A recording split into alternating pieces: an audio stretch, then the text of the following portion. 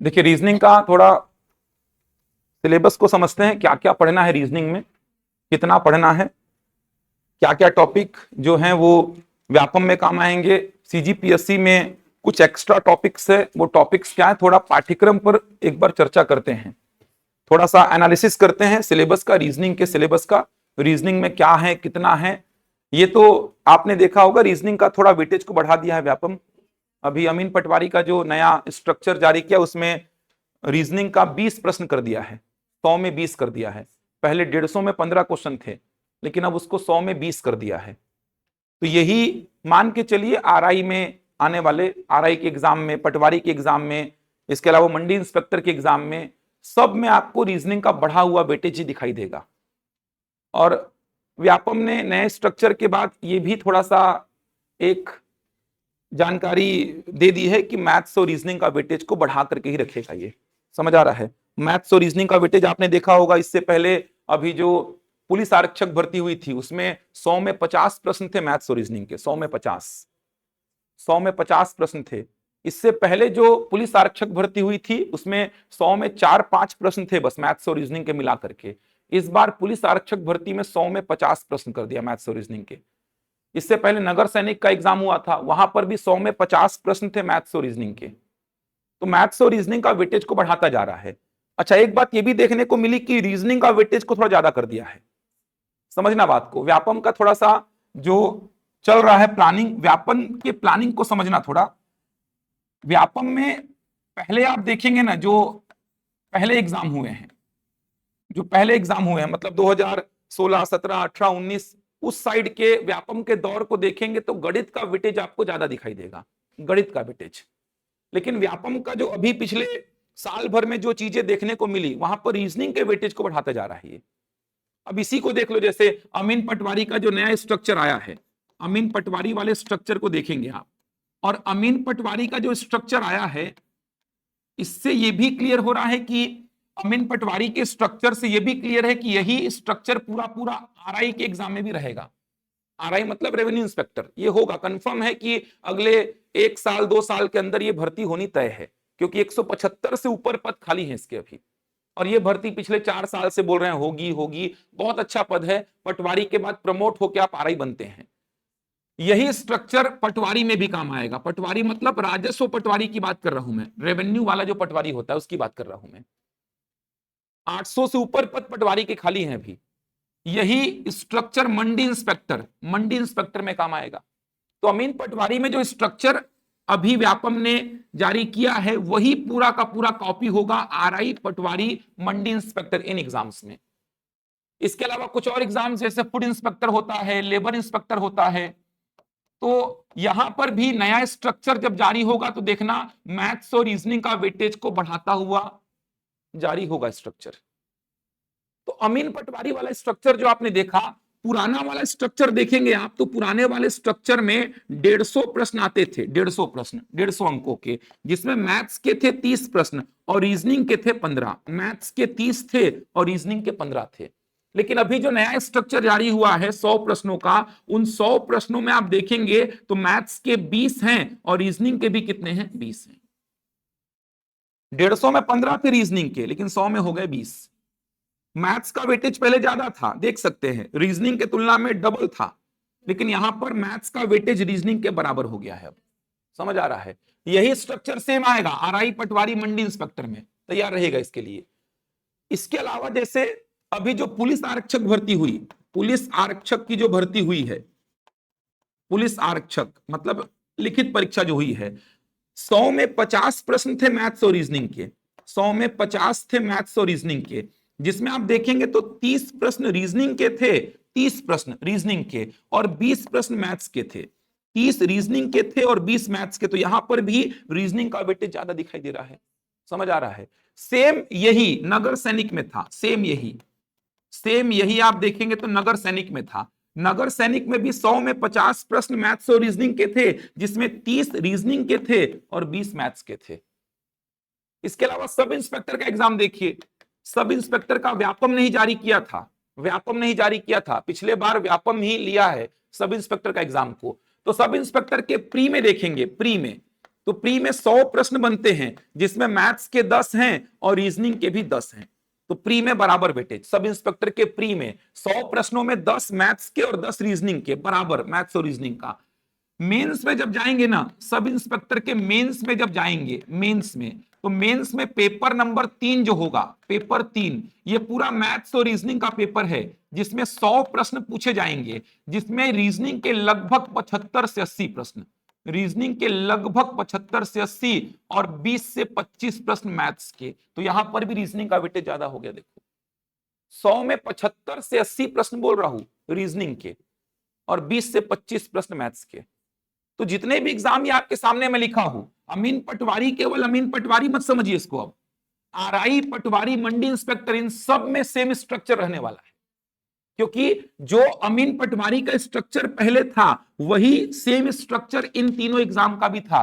तो अब जो नया स्ट्रक्चर अमीन पटवारी का आया है, ये तय है कि वही नया स्ट्रक्चर आगे चल के इन एग्जाम्स में देखने को मिलेगा।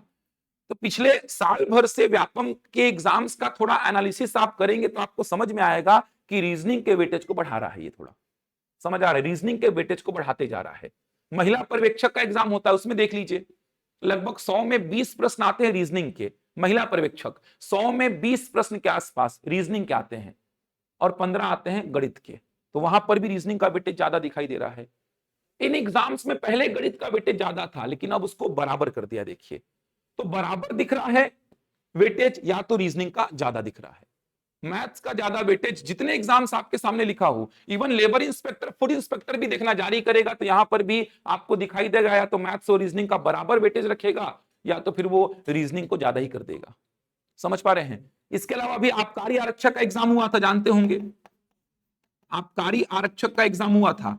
आबकारी आरक्षक के एग्जाम में 100 प्रश्न पूछा था जिसमें 7 मैथ्स के थे और 7 रीजनिंग के थे, बराबर वेटेज था। तो जहां पर गणित का वेटेज ज्यादा था ना, अब वहां पर भी गणित और रीजनिंग का वेटेज बराबर हो चुका है।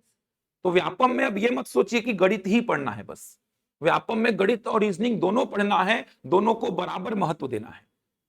रीजनिंग की क्लास लूंगा इसलिए रीजनिंग का महत्व बता रहा हूं आपको।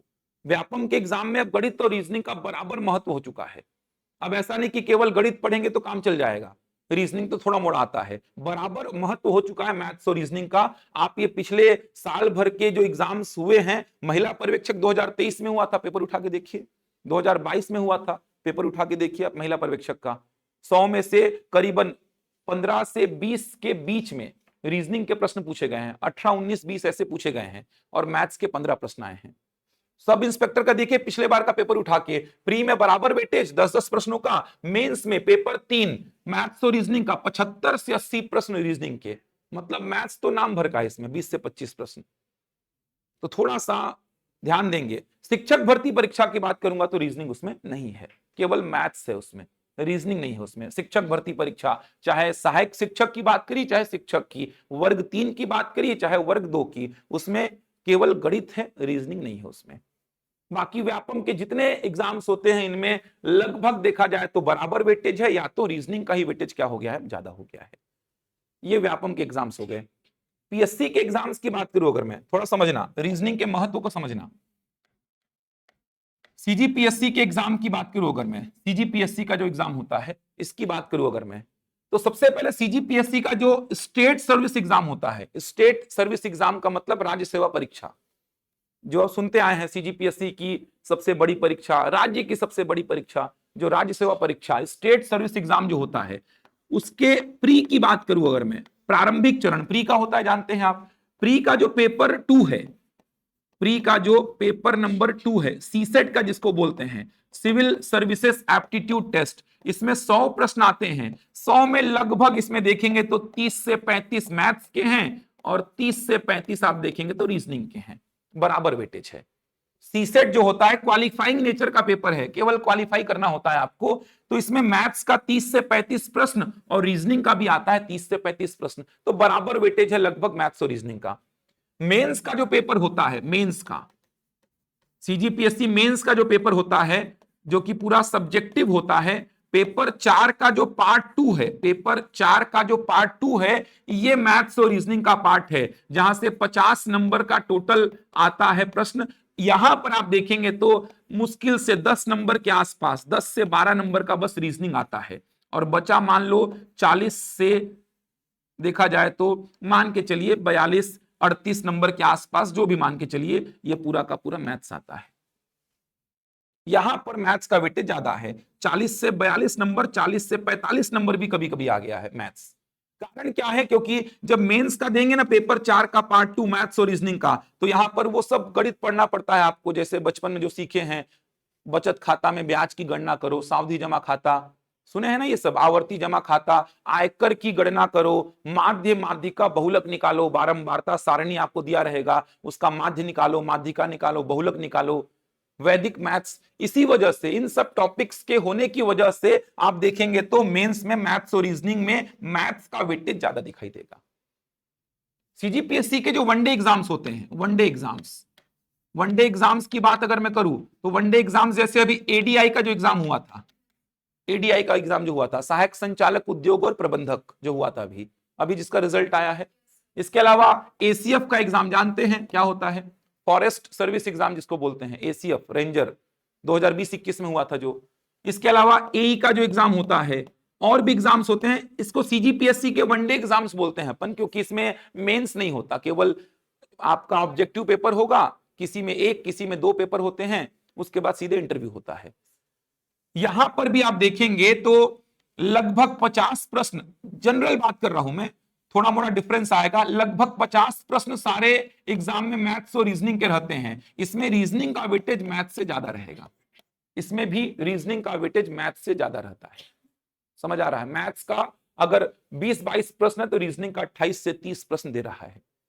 अभी आप देखो ना, एडीआई का एग्जाम हुआ, 150 में 65 प्रश्न आए थे मैथ्स और रीजनिंग के, 150 में 65 प्रश्न मैथ्स और रीजनिंग के आए थे। इससे पहले एडीआई जो हुआ था 2016 में, वहां 150 में 87 क्वेश्चंस आए थे मैथ्स और रीजनिंग के, 87। इसमें लगभग 50 प्रश्न रीजनिंग के थे, लगभग 50 रीजनिंग के थे। अभी जो 65 प्रश्न आए मैथ्स और रीजनिंग के, इसमें लगभग 35 से 40 प्रश्न रीजनिंग के थे। तो सीजीपीएससी के वनडे एग्जाम्स को भी देखेंगे तो उसमें मैथ्स और रीजनिंग में रीजनिंग का वेटेज थोड़ा सा ज्यादा दिखाई देगा। तो ओवरऑल ये निष्कर्ष निकल रहा है कि सीजीपीएससी और सीजी व्यापम के एग्जाम्स का स्ट्रक्चर अब आप देखेंगे तो आपको रीजनिंग को भी बराबर महत्व देके पढ़ना पड़ेगा, रीजनिंग पढ़ना ही पड़ेगा। व्यापम में बोला जाता था मैथ्स ज्यादा है रीजनिंग कम है, लेकिन अब बराबर हो गया, या तो रीजनिंग ज्यादा ही हो गया है, कम नहीं है रीजनिंग आपके लिए अब। सेंट्रल के एग्जाम देखेंगे तो बराबर वेटेज चलता है उसमें, सेंट्रल में कोई ऐसा भेदभाव नहीं है, मैथ्स और रीजनिंग को लेकर के बराबर वेटेज। एसएससी सीजीएल का पेपर दीजिए तो एसएससी सीजीएल के पेपर में आपको दिखेगा 100 में से, अगर टीयर 1 की बात करूं, प्रारंभिक चरण की बात करूं, 100 में 25 मैथ्स 25 रीजनिंग। अगर आप बैंकिंग का पेपर देखेंगे, जैसे एसबीआई के लिए जो होता है, पीओ का होता है, क्लर्क का होता है, आईबीपीएस का जो एग्जाम होता है, वहां पर 100 में 35 मैथ्स 35 रीजनिंग बराबर है। आरआरबी का जो होता है, क्षेत्रीय ग्रामीण बैंक का, अभी वैकेंसी आया हुआ है क्षेत्रीय ग्रामीण बैंक का, उसमें तो केवल मैथ्स और रीजनिंग ही रहता है प्रारंभिक चरण में, 80 प्रश्न जिसमें 40 मैथ्स के और 40 रीजनिंग के, ऐसा रहता है। तो सेंट्रल के एग्जाम में, रेलवे देखिए बराबर वेटेज है, रेलवे में 30 मैथ्स 30 रीजनिंग 100 में। तो सेंट्रल के एग्जाम देखेंगे, चाहे एसएससी का हो, चाहे रेलवे का हो, चाहे बैंकिंग का हो, तो सेंट्रल के एग्जाम में मैथ्स और रीजनिंग का वेटेज बराबर है, बराबर है, एकदम बराबर है। सीजीपीएससी में रीजनिंग कंपैरिजन में थोड़ा ज्यादा ही है, व्यापम में पहले मैथ्स ज्यादा हुआ करता था, लेकिन अब जितने नए स्ट्रक्चर को आप देखते जा रहे हैं उसमें या तो बराबर कर दिया है वेटेज को मैथ्स और रीजनिंग का, या तो रीजनिंग को ज्यादा कर रहा है। हो सकता है ये आर्ट्स बैकग्राउंड के जो बच्चे हैं, समझ आ रहा है, मतलब जो मैथ्स बैकग्राउंड के बच्चे नहीं हैं उनको फायदा दिलाने के लिए ऐसा किया जा रहा है कि संतुलित रहेगा, क्योंकि रीजनिंग जो है वो थोड़ा सा मैथ्स की तुलना में आसान है, ऐसा बोला जाता है। समझ आई बात यहां तक? तो ये रीजनिंग का महत्व समझा रहा था आप लोग को। चलिए, क्या क्या पढ़ना है रीजनिंग में उसको देखते हैं। कितना चैप्टर कवर करना है, व्यापम में कितना है, मैथ्स में कितना है, ध्यान से समझेंगे। ऑनलाइन वाले ध्यान से देखेंगे, रीजनिंग के कितने चैप्टर्स कवर करने हैं आपको। थोड़ा सा एक ओवरव्यू दूंगा मैं, किस चैप्टर में क्या पढ़ना है, क्योंकि रीजनिंग के चैप्टर्स है ना, वो सुने हुए लगते ही नहीं आपको। रीजनिंग के भी चैप्टर्स के नाम लिखूंगा, कुछ चैप्टर्स ऐसे लगेंगे आपको ये तो पहली बार सुन रहे हैं हम, उसके प्रश्न बताऊंगा कि प्रश्न ऐसे बनते हैं, तब आप बोलेंगे कि हाँ देखा देखा लग रहा है। चैप्टर का नाम लिखूंगा तो लगेगा ये तो पहली बार सुन रहे हैं। जैसे सादृश्यता में लिख दूंगा, मान लीजिए सादृश्यता, एनालॉजी, समझ आ रहा है? कुछ बच्चों को नया लगेगा ये होता क्या है, पहली बार सुन रहे इस चैप्टर का नाम। लेकिन प्रश्नों का जब पैटर्न दिखाऊंगा कि प्रश्न ऐसे ऐसे बनते हैं, तो आपको समझ में आ जाएगा कि हाँ सर ये देखा देखा लग रहा है। तो चैप्टर के साथ थोड़ा सा मैं डिस्क्राइब भी चीजों को करूंगा कि किस चैप्टर में किस प्रकार के प्रश्न आपको डील करने हैं। चलिए देखिए, ऑफलाइन आके बैठ सकते हैं सोमवार से शुक्रवार तक, सॉरी सोमवार से गुरुवार तक, सोमवार से गुरुवार तक रायपुर में रह के लूंगा इस क्लास को। तो जिनको ऑफलाइन आके बैठना है बैठ सकते हैं, हेड ऑफिस से क्लास चलती है ये सोमवार से गुरुवार तक। शुक्रवार शनिवार को यही क्लास रायपुर से नहीं होगी, बिलासपुर से होगी। तो शुक्रवार शनिवार को तो ऑनलाइन ही अटेंड करना पड़ेगा आपको, ध्यान रखिएगा। 11 से चालू होगी, आज थोड़ा लेट हो गया था बच्चों से बातचीत करने के चक्कर में। तो 11 से 12:30 चलेगी डेली रीजनिंग की क्लास, और शाम को 4 से 5:30 चलेगी गणित की क्लास। एकदम शुरुआत से चालू होगी चीजें। तो जिनको ऑफलाइन करना है तो सोमवार से गुरुवार आप रायपुर में हेड ऑफिस में आके कर सकते हैं क्लास को ऑफलाइन अटेंड, रायपुर के हेड ऑफिस में आके। और शुक्रवार शनिवार को आप बिलासपुर ब्रांच से कर सकते हैं अगर वहां के विद्यार्थी हैं तो। रविवार को क्लास जो होगी वो हेड ऑफिस में ही होगी रायपुर में। रविवार को रायपुर से ही क्लास होगी हेड ऑफिस से। रविवार की क्लास जो रहेगी ये ज्यामिति और क्षेत्रमिति की रहेगी, इसी संडे से चालू करूंगा, ज्यामिति और क्षेत्रमिति।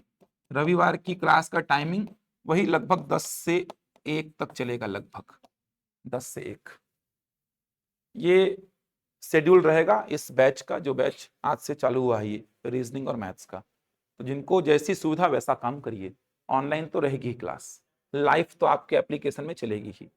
बाकी आपको जैसी सुविधा लगे वैसा करिए। ये मैंने पूरा इसका शेड्यूल लिख दिया, इसी संडे से इसका सेक्शन चालू करूंगा मैं। शाम को मैथ्स का क्लास जब लूंगा तो बताऊंगा इसका अहमियत कितना बड़ा है सारे एग्जाम्स में, पीएससी में, व्यापम में, सेंट्रल में, इसका इंपॉर्टेंस आपको बताऊंगा। लगभग ये 20 घंटा लगता है मेरे को खत्म करने में, लगभग 20 घंटा ज्यामिति और क्षेत्रमिति। तो संडे को 3-4 घंटे क्लास लूंगा, तो लगभग 4-5 संडे अगर रेगुलर क्लास अटेंड करेंगे तो खत्म हो जाएगा ये। और ये खत्म होना मतलब बहुत बड़ा टेंशन दिमाग से खत्म होना होता है, क्योंकि 20 में लगभग 5 प्रश्न आएगा, कम से कम 5, 30 में तो 8-8 प्रश्न आए हैं। 20 में जो अमीन पटवारी देंगे 20 में लगभग 5 प्रश्न आएगा। यहाँ से नहीं पढ़ेंगे तो नहीं बनेगा ये, पढ़ने के बाद भी नहीं बनता है बहुत सारे बच्चों से। तो नहीं पढ़ने में तो सोचिए ही मत कि बना पाएंगे आप, पढ़ने के बाद भी बहुत मुश्किल करता है ये।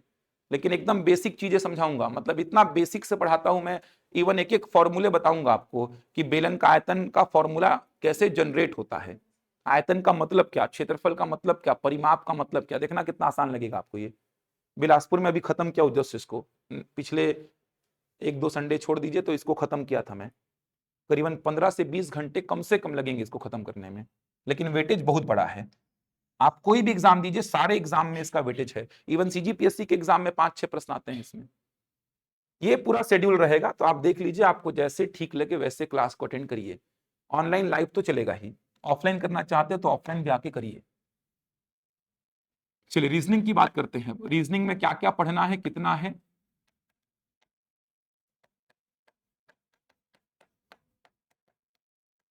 इसी को सामान्य मानसिक योग्यता बोल देते हैं, जनरल मेंटल एबिलिटी।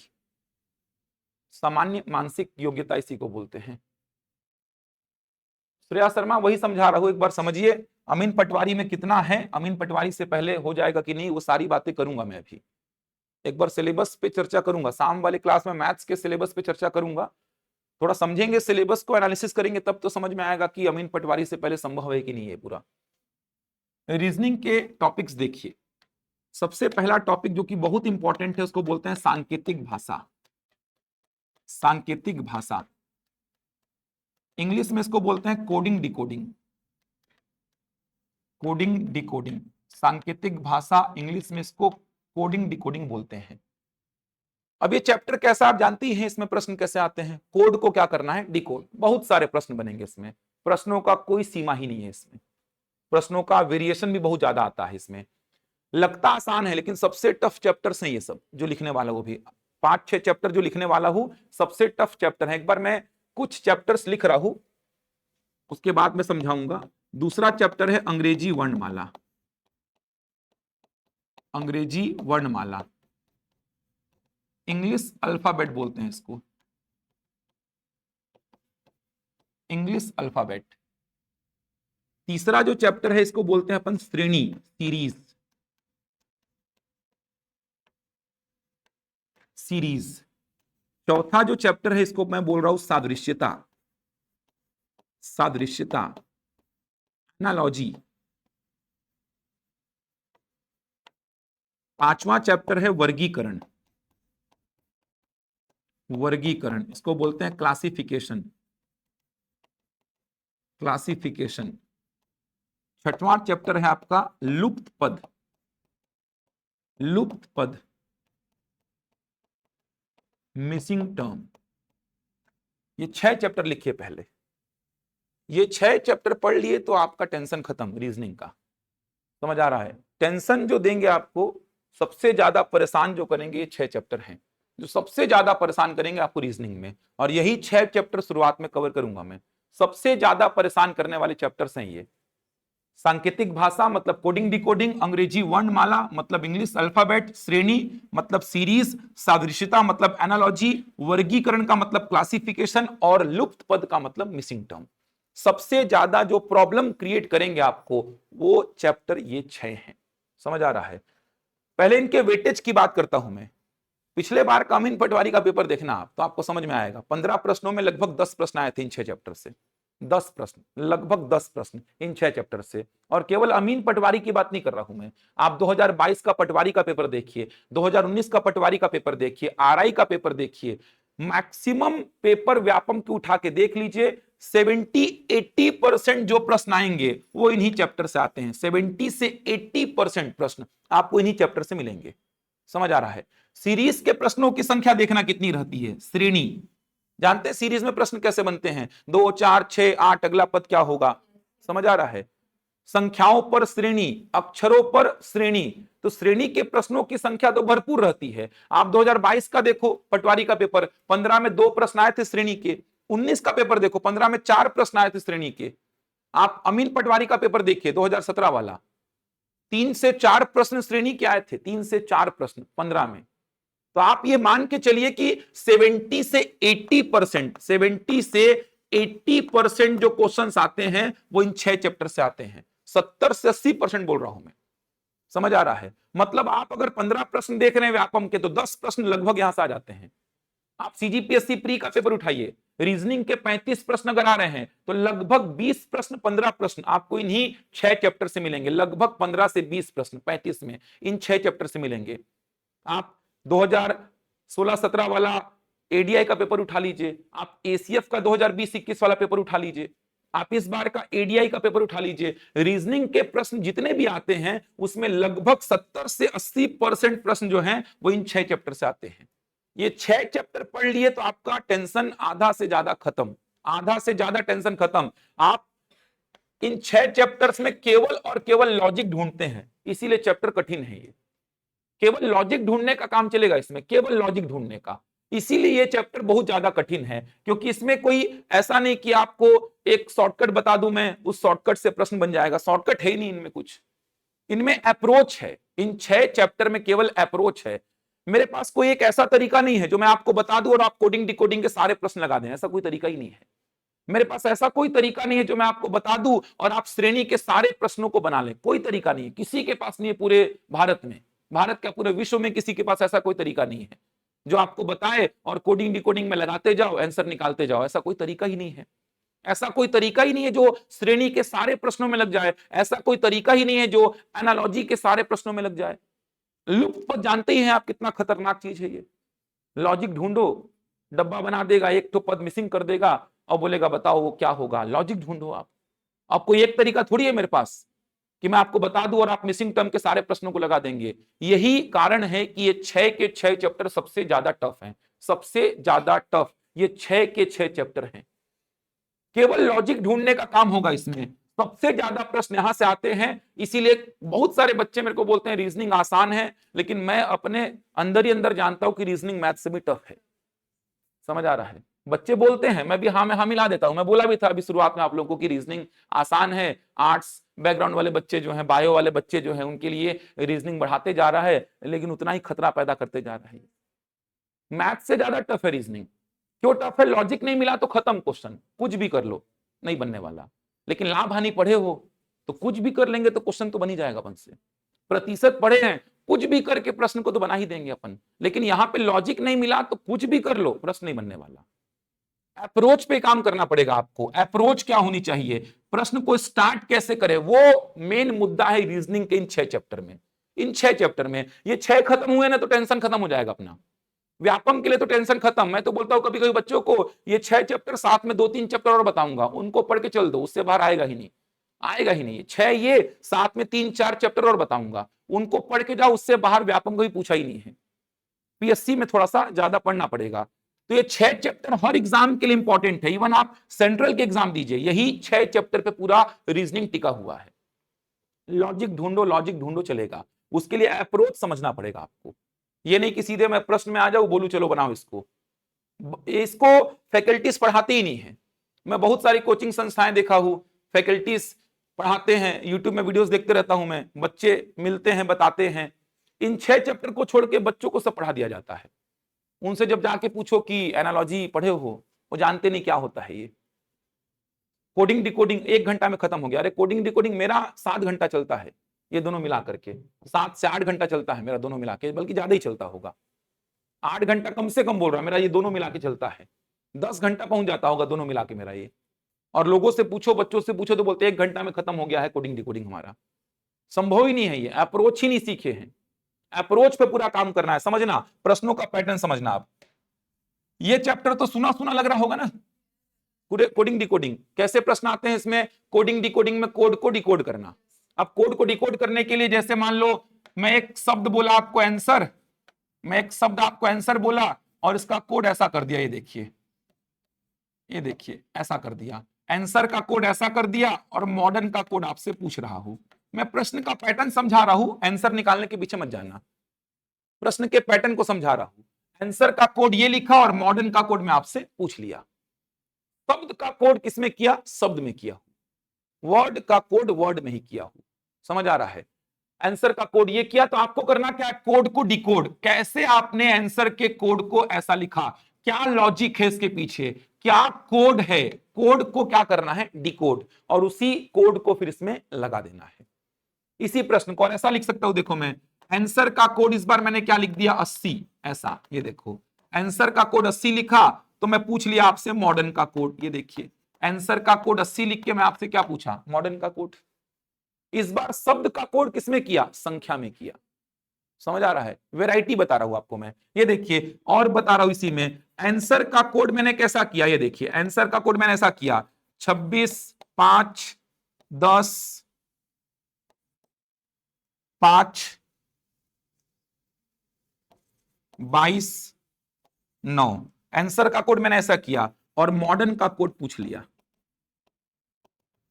अब जितने लोग बैठे हो ना, ये प्रश्न को सॉल्व करके बता दोगे तो मान जाऊंगा मैं कि आंसर का कोड मैंने ऐसे कैसे कर दिया है सर। इतना कॉम्प्लिकेटेड कोडिंग किया है मैंने इसमें। पीएससी 2021 में पूछा था इस वैरायटी का कोडिंग, इतना कॉम्प्लिकेटेड कोडिंग है, इससे भी टफ पूछा है। तो ये वैरायटी बता रहा हूं मैं, बनाने के पीछे मत जाइए, वैरायटी बता रहा हूं मैं कि शब्द का कोड शब्द में किया, देख पा रहे हैं, शब्द का कोड संख्या में किया, शब्द का कोड बहुत सारे अंकों में कर दिया है, अंकों में, बहुत सारे अंकों में कर दिया। समझ आ रहा है? ये कोडिंग डिकोडिंग के प्रश्न हैं। और प्रश्न आते हैं, ये देखे होंगे, लाल को सफेद कहा जाए, सफेद को काला, काला को पीला, पीला को गुलाबी, गुलाबी को हरा, हरा को नीला। समझ आ रहा है? तो बताओ तोता किस रंग का होता है? ऐसे प्रश्न आते हैं। ये आसान है, ये आसान है। सफेद को लाल, लाल को पीला, पीला को हरा, हरा को नीला, नीला को गुलाबी। तो बताओ रक्त का रंग कैसा होता है? ये आसान वैरायटी है, ये भी आएगा यहां पर। चाइनीज कोडिंग करके एक आता है इसमें, बहुत इंपॉर्टेंट, चाइनीज कोडिंग बोलते हैं जिसको, चाइनीज कोडिंग बोलते हैं, बहुत इंपॉर्टेंट सेक्टर है ये चाइनीज कोडिंग। चाइनीज कोडिंग में क्या होता है? एक पूरा स्टेटमेंट लिखेगा जनवरी इज कूल मंथ, जैसे ऐसे बहुत सारी स्टेटमेंट दे देगा, जनवरी इज कूल मंथ, और इसके बारे में बता देगा, इसको क्या लिखते हैं, JAPBCD, ऐसा समझ आ रहा है, AA ऐसा लिख देगा। जनवरी इज कूल मंथ का कोड ये है, ऐसे 3-4 स्टेटमेंट दे देगा आपको। उसके बाद एक एक वर्ड का आपसे कोड पूछेगा। चाइनीज कोडिंग बोलते हैं इसको, चाइनीज कोडिंग। तो अच्छे प्रश्न है, ये भी बनते हैं। टेबल बना के देगा पूरा, ऐसा टेबल बना के दे देगा। ऊपर आपको दिए रहेंगे कुछ शब्द, नीचे उनके कोड, उसके बाद कुछ कंडीशंस दे देगा, शर्तें दे देगा। उन शर्तों को पढ़ करके प्रश्नों के उत्तर देने हैं। तो वैरायटी बहुत सारा है। एक ओवरव्यू दे रहा हूं मैं कि सांकेतिक भाषा में प्रश्न कैसे बनते हैं। समझ आया ये कोडिंग डिकोडिंग। अंग्रेजी वर्णमाला थोड़ा आसान चैप्टर है, ये आसान बोल सकता हूं मैं, इसमें दिक्कत नहीं आएगी। ये बहुत आसान है, आसान क्या, बहुत आसान है ये। अंग्रेजी वर्णमाला में प्रश्न कैसे आएंगे, मैं बोला कोई शब्द है आंसर, इसके अक्षरों को अंग्रेजी वर्णमाला के क्रम में जमाइए और बताइए कितने अक्षरों का स्थान अपरिवर्तित है। मतलब इसके जो अक्षर है उनको कैसे जमाना है अंग्रेजी वर्णमाला के क्रम में। पहले ए आता है तो ए लिखिए, उसके बाद कौन आएगा, ई आएगा, ऐसे क्रम से जमाइए। कितने अक्षरों के स्थान अपरिवर्तित हैं ये देखना है। समझ पा रहे हैं। और प्रश्न कैसे आएंगे, आंसर में ऐसे कितने अक्षरों के पेयर आप बना सकते हैं। आंसर में अक्षरों के पेयर कितने बना सकते हैं जिनमें अक्षरों के बीच की दूरी वही हो जो अंग्रेजी वर्णमाला में होती है। और प्रश्न कैसे आएंगे, आंसर के अक्षरों का यूज करके इनमें से कौन सा शब्द आप बना सकते हैं, कौन सा शब्द आप नहीं बना सकते हैं। 5-6 वर्ड आपको दिए रहेंगे, बोलेगा इनको जमाइए अंग्रेजी डिक्शनरी में। 6 शब्द आपको दे देगा, 6 अलग अलग शब्द दे देगा, बोलेगा इनको डिक्शनरी में जमाइए, मतलब शब्दकोश में इनको अरेंज करिए, पहले कौन बाद में कौन। बहुत वैरायटी है इसमें, लेकिन आसान है ये। आंसर के शुरुआत के 3 अक्षरों को पलट दिए, उसके बाद अगले 3 अक्षरों को पलट के जमा दिए, तो बताओ दाएं से चौथा कौन होगा, बाएं से तीसरा कौन होगा, यही सब पूछेगा। तो बहुत सारा है वैरायटी, लेकिन आसान है। श्रेणी सबसे ज्यादा समस्या क्रिएट करता है, श्रेणी सबसे प्रॉब्लम क्रिएट करेगा। श्रेणी के प्रश्न कैसे आते हैं, ध्यान से समझना। श्रेणी के प्रश्न एक आते हैं संख्याओं पर आधारित, ये देखिए ऐसा बोल दिया कि 2, 4, 6, 8, 10, तो अगला कौन सा होगा। समझ आ रहा है। इतना आसान तो पूछेगा नहीं, बस मैं वैरायटी समझा रहा हूं। इतना आसान नहीं पूछेगा कि 2, 4, 6, 8, 10 तो अगला 12, इतना आसान तो पूछेगा नहीं यार, वैरायटी समझा रहा हू। संख्याओं पर आधारित प्रश्न हो गया ये। अक्षरों पर आधारित प्रश्न आएगा, ये देखिए अक्षरों पर, BZ, VY, CX, DW, तो नेक्स्ट क्या होगा, ये हो गया संख्याओं पर आधारित और ये हो गया अक्षरों पर आधारित। समझ आ रहा है।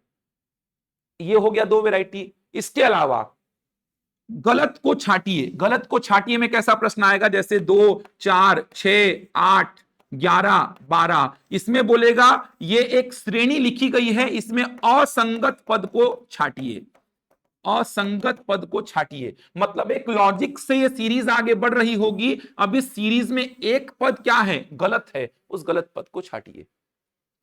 इसी प्रकार अक्षरों में बना देगा AZ, BY, CX, DE, और मान लो यहां दे दिया EV, ऐसा दे दिया मान लो। बोलेगा इस श्रेणी में एक पद जो है वो क्या है, गलत, उस गलत पद को छाटिए। तो 4 वैरायटी के प्रश्न बनेंगे इसमें।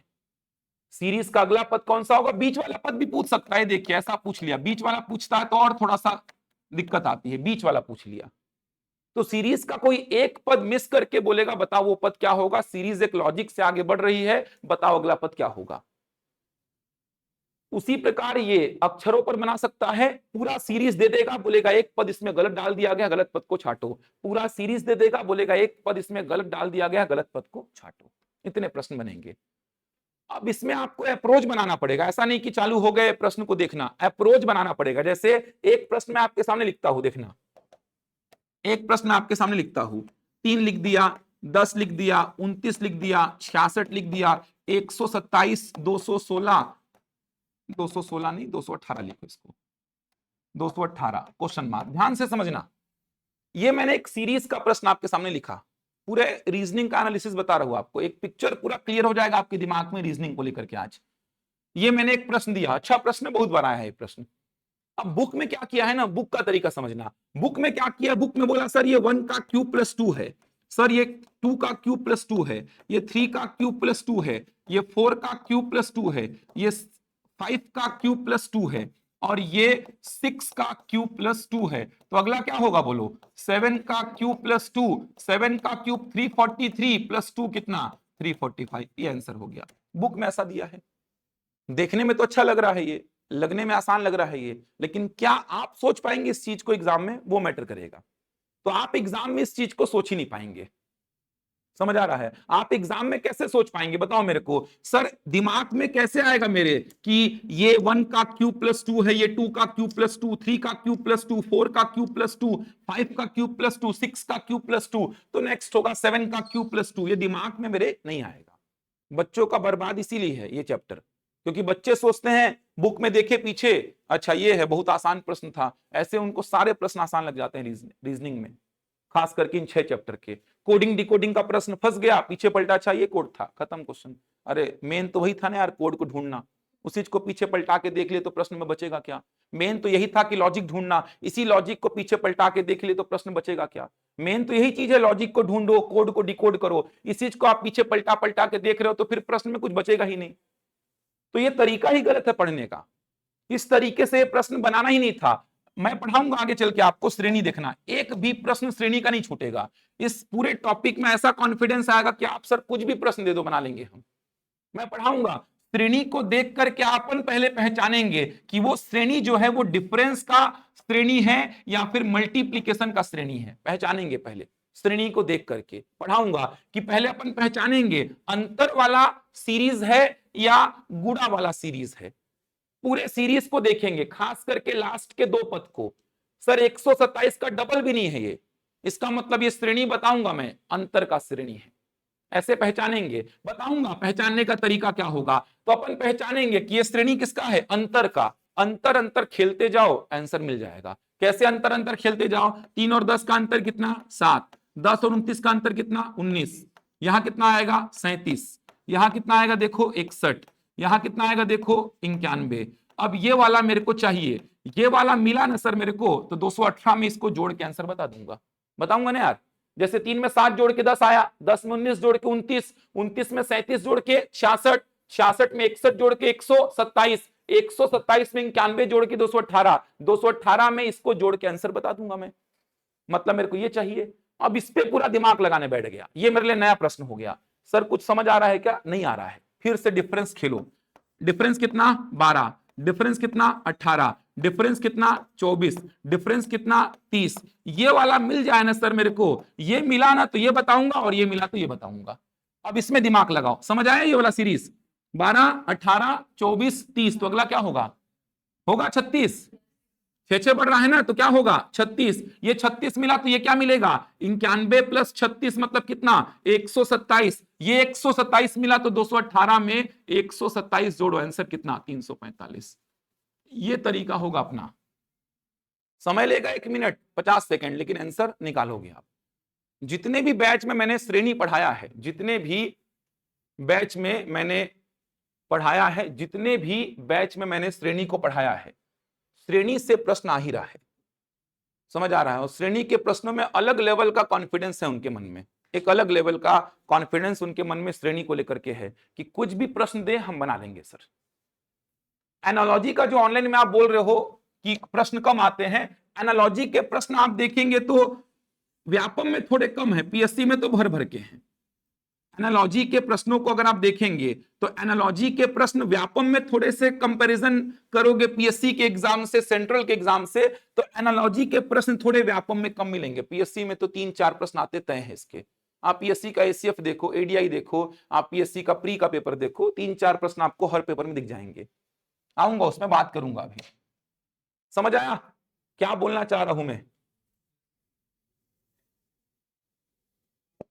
समझ आया? ये श्रेणी की बात कर रहा था मैं। तो देखो श्रेणी बना, प्रश्न कैसे बना देख सकते हैं आप।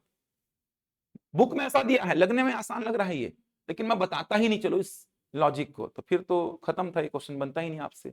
एग्जाम में कहां सोच पाओगे यार, ये तो फिर भी चलो सोच लेंगे सर, अपन बहुत पढ़ेंगे तो सोच लेंगे, और वाहियात लॉजिक्स लगते हैं। बनेंगे ही नहीं, डायरेक्ट वो लॉजिक नहीं आएंगे दिमाग में। ऐसे करके आप प्रश्न को बना लोगे, भले 1 मिनट लग जाए, और 1 मिनट तो लगभग हर प्रश्न के लिए रहेगा आपके पास। समझ पा रहे हैं? तो ऐसे तरीकों से पढ़ाऊंगा मैं। ये तो डिफरेंस का सीरीज था, ऐसे ही सीरीज किसका आएगा? मल्टीप्लीकेशन का, तो पढ़ेंगे। समझ आया श्रेणी में किस प्रकार के प्रश्न बनेंगे? तो मैंने बताया ये 4 प्रकार के प्रश्न बनेंगे, संख्याओं पर, अक्षरों पर, असंगत को छाटो संख्याओं में भी और अक्षरों में भी।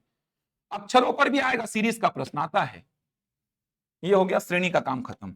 तो देख पा रहे यहां भी केवल क्या करना है? लॉजिक ढूंढना है। सादृश्यता, पीएससी में इसका वेटेज बड़ा है, व्यापम में थोड़ा कम है, व्यापम में थोड़ा कम है, पीएससी में इसका वेटेज जो है वो थोड़ा बड़ा है। सादृश्यता के प्रश्न कैसे आते हैं, ध्यान से समझना, सादृश्यता को समझना। सादृश्यता का मतलब होता है एनालॉजी, समानता बोलते हैं इसको, समानता, सिमिलैरिटी। जैसे प्रश्न कैसा आता है? 5 का संबंध 7 से है जिस प्रकार, उसी प्रकार 9 का संबंध किससे होगा? ये प्रश्न होता है सादृश्यता का। समझ पा रहे हैं? ये चिन्ह होता है सादृश्यता का, इस चिन्ह को बोलते हैं सादृश्यता का चिन्ह, एनालॉजी का चिन्ह। ये बताता है कि लेफ्ट हैंड साइड संख्याओं में जैसा संबंध है वैसा ही संबंध होना चाहिए right hand side. Left hand side के संख्याओं में जैसा संबंध है वैसा ही संबंध राइट हैंड साइड होना चाहिए। तो जिस प्रकार 5 का संबंध किससे है? 7 से, उसी प्रकार 9 का संबंध किससे होगा? जो नहीं पढ़े ना वो 11 ही बोलते हैं, जो इस चैप्टर को पहली बार देख रहे हैं वो समानुपात तो लगाना ही नहीं है। वो समानुपात अलग चिन्ह है, वो तो नहीं, तेरा भी नहीं है, तेरा भी नहीं होगा। वो समानुपात जो है ना, वो तो अनुपात समानुपात गणित में पहुंच गए आप, समानुपात का चिन्ह बोल रहे हो आप इसको। यही तो है, पहली बार पढ़ने वाले बच्चे ही सब करते हैं इसको। पहली बार पढ़ने वाले बच्चे इसका आंसर 11 बोलते हैं।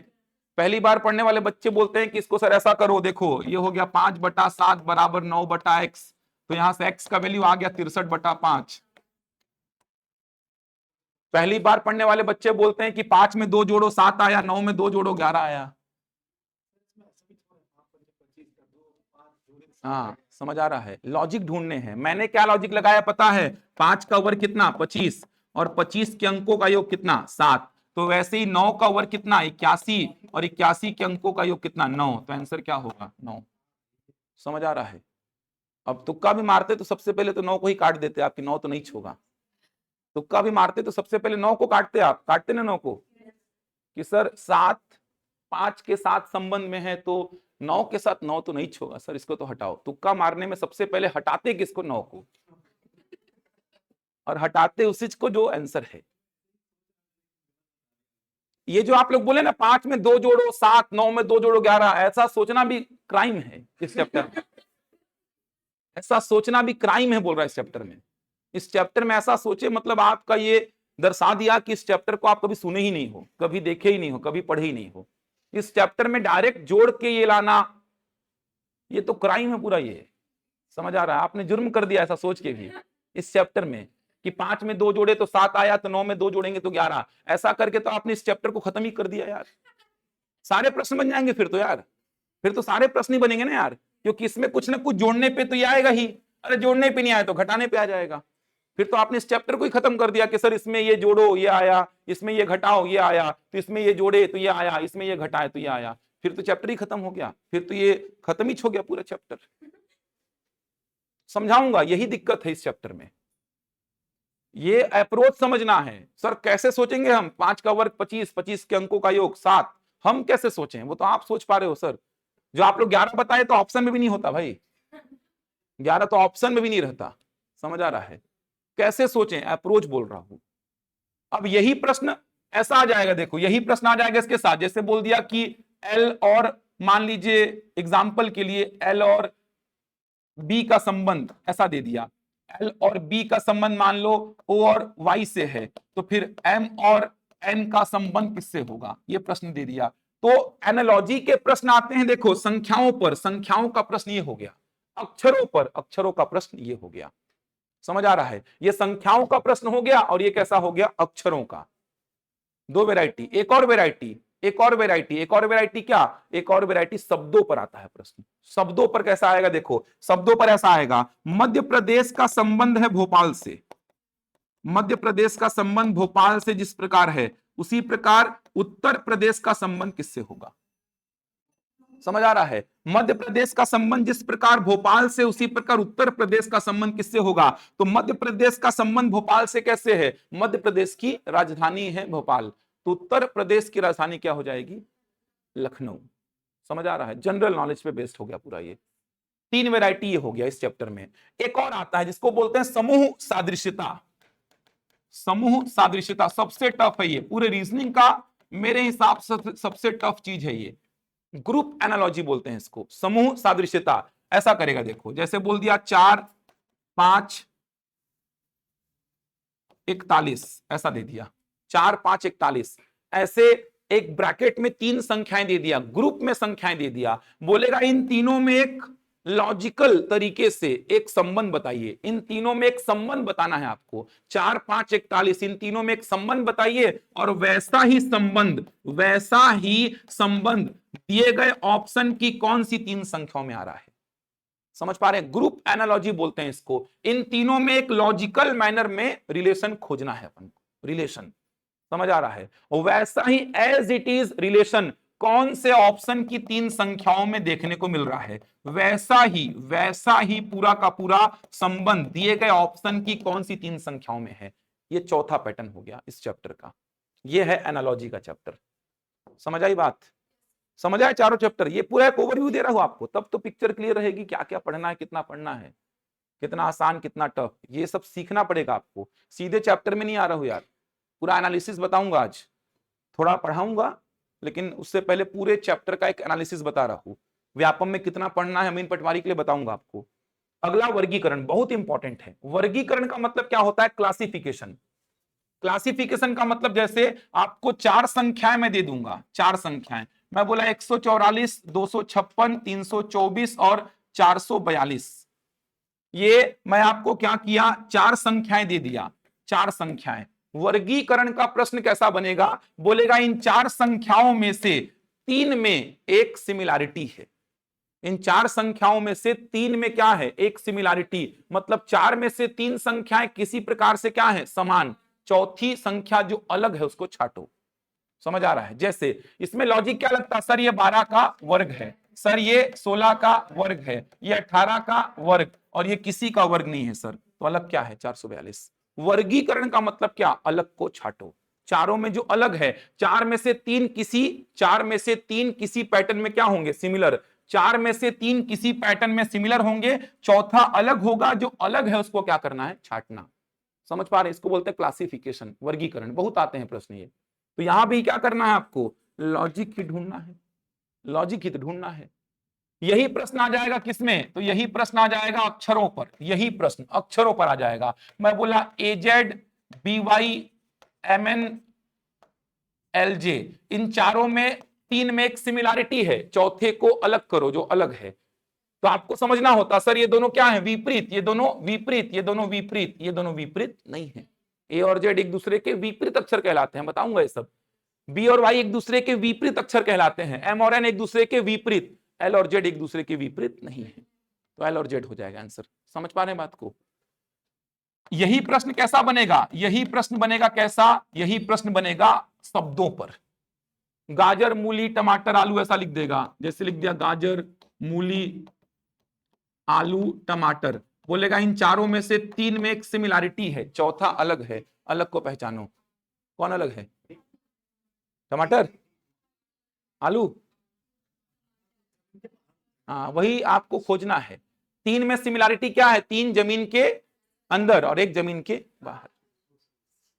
समझ आ रहा है? ये सब खोजना है आपको, लॉजिक ढूंढने हैं आपको। आपको 4 ऐसा लिख देगा, 3 धातुएं होंगी और एक क्या होगा? मिश्र धातु।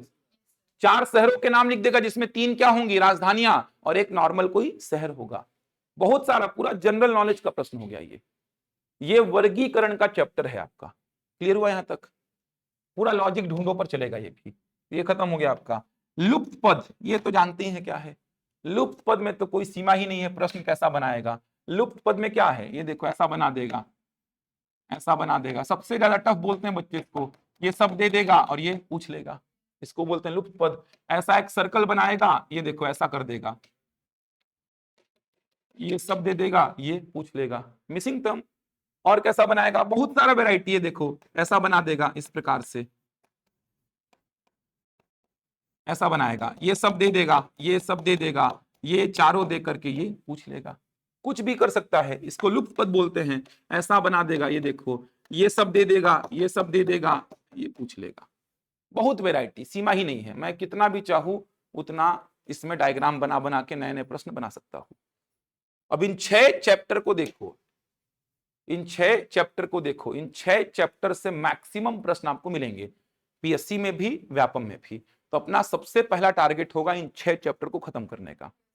समझ आ रहा है? 20 में से कम मैं बोल रहा हूं 10 से 12 प्रश्न कहीं नहीं जा रहे हैं, कम से कम बोल रहा हूं, कम से कम 10 से 12 प्रश्न इन 6 चैप्टर से आएंगे, कम से कम बोल रहा हूं अमीन पटवारी में, ये लिख के ले लो, कम से कम 10 से 12 बोल रहा हूं। 6 चैप्टर ये हो गए। समझ आया? ऑनलाइन वाले समझ आया यहां तक पूरा? जल्दी बताइए। इन चैप्टर का थोड़ा ब्रीफ जानकारी मैंने दिया है कि इन चैप्टर में प्रश्न कैसे बनते हैं, बनाना कैसे है उनको, उस पर काम करेंगे अपन। जल्दी कमेंट करिए ऑनलाइन में। ये 6 चैप्टर के बारे में मैंने आपको जानकारी बताई, इसके बाद आगे के चैप्टर्स देखेंगे फिर। बोलो भाई जल्दी से ऑनलाइन में। रेगुलर चलेगा क्लास, ध्यान रखिएगा, 1.5 घंटा, 1 महीना 40 दिन में खत्म हो जाएगा पूरा ये। 40 दिन मतलब कितना घंटा हो गया, 60 घंटा। व्यापम वाला सेक्शन तो महीना भर में ही खत्म हो जाएगा। व्यापम वाला सेक्शन पे पहले काम कराऊंगा आपको।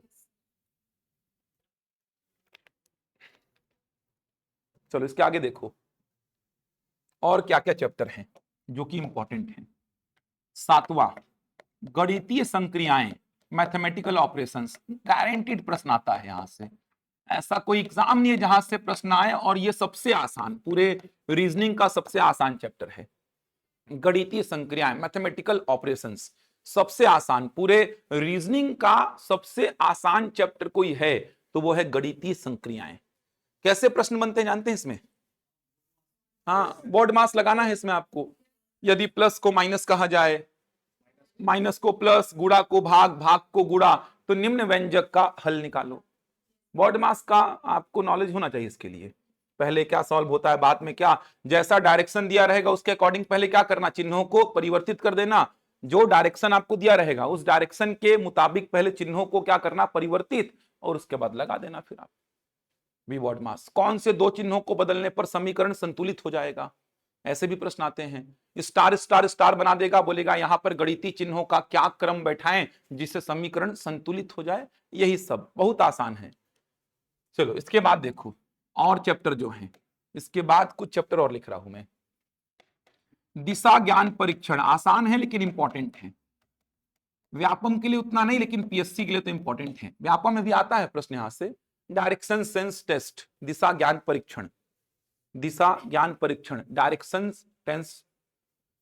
Sense test. हाँ, बाइलिंगुअल रहेंगे क्वेश्चंस पूरे, रितेश जैसा बोल रहा हूं आज मैं वैसा ही चलेगा। तो मैथमेटिकल ऑपरेशंस ये तो इंपॉर्टेंट है ही, गणितीय संक्रियाएं, मैथमेटिकल ऑपरेशंस। इसके बाद मैंने लिखा दिशा ज्ञान परीक्षण। पीएससी के लिए बहुत इंपॉर्टेंट है ये, पीएससी के एग्जाम के लिए बहुत इंपॉर्टेंट है, बहुत ज्यादा। व्यापम में भी यहां से प्रश्न आए हैं, लेकिन ठीक है, पीएससी के लिए तो बहुत ज्यादा इंपॉर्टेंट है। पीएससी में तो 2-2 3-3 प्रश्न आए एक एग्जाम में, यहां से वो पूरा एक कहानी लिख के देगा दिशा ज्ञान परीक्षण का, उसके बाद प्रश्न पूछता है। इसके बाद रैंकिंग, दोनों ही एग्जाम के लिए इंपॉर्टेंट है। रैंकिंग, रैंकिंग में क्या होता है, आप प्री का पेपर उठाइए, सीधी पीएससी का या वनडे एग्जाम का उठाइए, एक प्रश्न मिलेगा। व्यापम में भी एक प्रश्न आपको मिलता है। तो रैंकिंग से कैसे प्रश्न बनते हैं, रैंकिंग में जैसे किसी पंक्ति में 100 बच्चे बैठे हैं, राम का स्थान बाएं से 50वां है, तो दाएं से कौन सा होगा? समझ आ रहा है? राम बाईं ओर 4 स्थान खसक गया, अब राम का स्थान कौन सा होगा? राम और श्याम अपनी पोजीशन को बदल लेते हैं। बहुत सारे प्रश्न आने वाले हैं। इसके बाद अगला है रक्त संबंध, ब्लड रिलेशन। ये तो आएगा ही यहां से प्रश्न, जानते हैं इसमें तो प्रश्न कैसा आता है, ब्लड रिलेशन, रक्त संबंध। इसमें जानते ही हैं, ए बी का पिता है, समझ आ रहा है, बी सी की माता है, ऐसा लिंक करके कहानी देगा और उस कहानी को सुलझा करके आपको बताना है किसका किससे क्या रिलेशन है। आता ही है प्रश्न यहां से, आसान चैप्टर है ये भी। इसके बाद एक शब्दों का तार्किक क्रम, शब्दों का तार्किक क्रम, मतलब शब्दों को एक मीनिंगफुल सीक्वेंस में अरेंज करना, शब्दों को एक मीनिंगफुल सीक्वेंस में अरेंज करना। यहां पर प्रश्न कैसा आता है, जैसे एग्जांपल के लिए आपकी पहले परीक्षा होती है, उसके बाद आपका साक्षात्कार होता है, समझ आ रहा है, उसके बाद आपका मतलब देखा जाए तो ज्वाइनिंग आता है, फिर परिवीक्षा अवधि में रहते हैं आप। तो ये ऐसे में शब्दों को लिख दूंगा 6-7 शब्दों को, आपको उनको एक मीनिंगफुल सीक्वेंस में अरेंज करना है कि पहले क्या घटित होता है, उसके बाद क्या, उसके बाद क्या, तो एक मीनिंगफुल सीक्वेंस में आपको क्या करना है, उनको अरेंज करना है।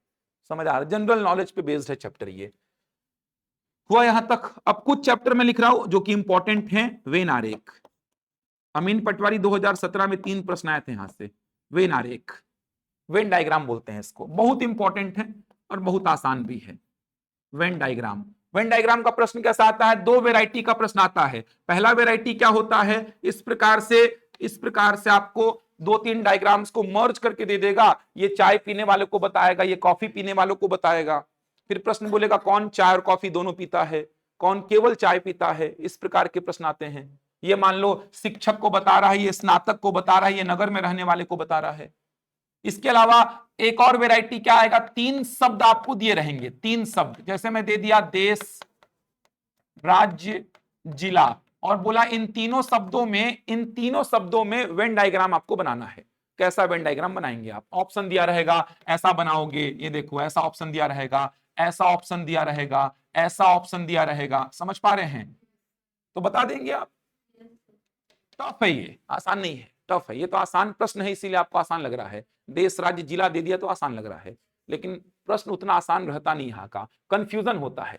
तो समझाऊंगा पूरा पूरा आपको एक बता दूंगा कि इससे बाहर कुछ हो ही नहीं सकता, इतना सोचना प्रश्न बन जाएगा।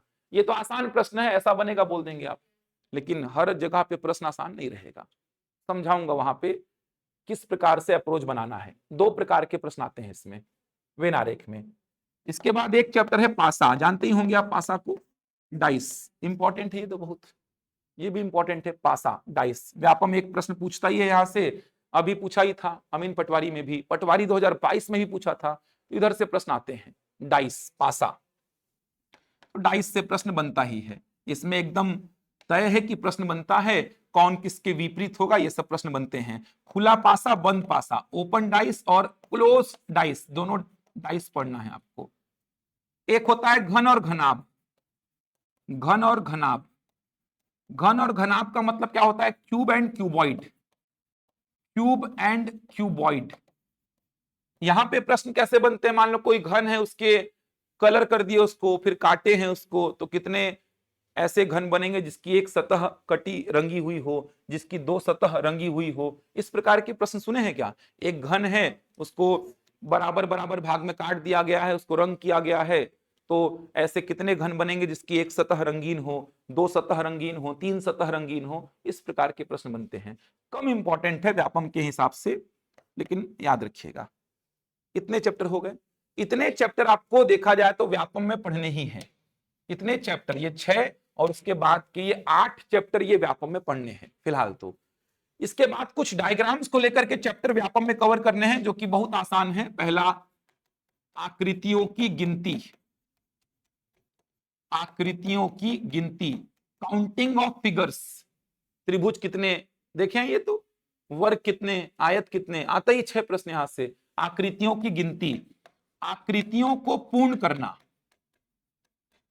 आकृतियों को पूर्ण करना, आकृतियों को पूर्ण करने का मतलब, जैसे एक आकृति है, कंप्लीशन ऑफ फिगर बोलते हैं इसको, जैसे एक आकृति का ये पूरा हिस्सा दे देगा और ये वाला पूछ लेगा क्या होगा, तो आप ऊपर ऐसा देखिए और उसके बेसिस पे पता लगाइए कि यहां पर क्या हिस्सा बचा हुआ है, ऑप्शन देख करके। इसके अलावा और क्या, छुपी आकृति ज्ञात करना, छिपी आकृति ज्ञात करना, छुपी आकृति ज्ञात करना, एम्बेडेड फिगर्स बोलते हैं इसको, एम्बेडेड फिगर्स। छिपी आकृति ज्ञात करने का मतलब, जैसे ये फिगर मैं आपको बना दिया, ये फिगर मैं आपको बना के दिया, ऐसा, ये देखो ऐसा फिगर मैं आपको बना के दिया। अब 4 ऑप्शन दे दिया मैं आपको, 4 फिगर दे दिया, बोला इनमें से कौन सा ऑप्शन का आकृति इसमें छिपा हुआ है। समझ पा रहे हैं बात को, क्या बोल रहा हूं। 4 फिगर्स आपको बना के दिया, मैं बोला इन 4 में से कौन सा फिगर जो है इस फिगर के अंदर छिपा हुआ है वो खोजना है आपको। एम्बेडेड फिगर्स बोलते हैं, छिपी आकृति ज्ञात करना। आकृतियों को पूर्ण करने का मतलब एक आकृति का 75% पोर्शन बना के देगा, 25% को मिस कर देगा, बोलेगा कि यहां पर क्या शेप आना चाहिए। आकृतियों की गिनती आपको पता ही है, प्रश्न कैसे बनते हैं। फिगर दे देगा, उसमें कितने त्रिभुज, कितने वर्ग, कितने आयत, कितने वृत्त, कितनी सरल रेखाएं, ये सब पूछेगा आपसे। समझ आ रही है बात यहां तक? इसके अलावा और क्या बोलेगा? दर्पण प्रतिबिंब और जल प्रतिबिंब, मिरर इमेज और वाटर इमेज। दर्पण प्रतिबिंब और जल प्रतिबिंब, दर्पण प्रतिबिंब और जल प्रतिबिंब, mirror image and water image, mirror image and water image. दर्पण प्रतिबिंब और जल प्रतिबिंब, mirror image and water image. दर्पण प्रतिबिंब का मतलब क्या होता है? जैसे ये मान लो आकृति है, इसके सामने आपने दर्पण को ऐसा रख दिया, तो दर्पण में जो आकृति बनी उसको बोलेंगे क्या? दर्पण प्रतिबिंब। समझ आ रहा है? मतलब आकृति के सामने दर्पण को ऐसा रखा आपने, मतलब दर्पण कैसा रखा आपने? वर्टिकल, लंबवत। दर्पण ऐसा रखने का मतलब दर्पण कैसा रखा आपने? लंबवत, वर्टिकल। दर्पण को ऐसे रखेंगे हॉरिजॉन्टल, क्षैतिज।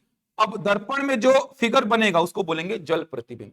जैसे मॉल वगैरह गए होगे तो फ्लोर पूरा, कभी कभी देखे हो, पूरे फ्लोर में कांच लगे रहता है, मतलब पूरा मिरर रहता है पूरे फ्लोर पे। पूरे फ्लोर पे ऐसा मिरर बिछा रहता है, आप उसमें ऐसा चलते हो तो आपको अपना इमेज ऐसा फ्लोर में दिखाई देता है। पैर से ऐसे पैर लगते हुए एक इमेज निकलता है आपका, देखे हो? उसी स्थिति को क्या बोलेंगे? जल प्रतिबिंब। और जो सवेरे आप रेडी होते समय मिरर देखते हो, वो स्थिति क्या है? जल, वो दर्पण प्रतिबिंब, मिरर इमेज।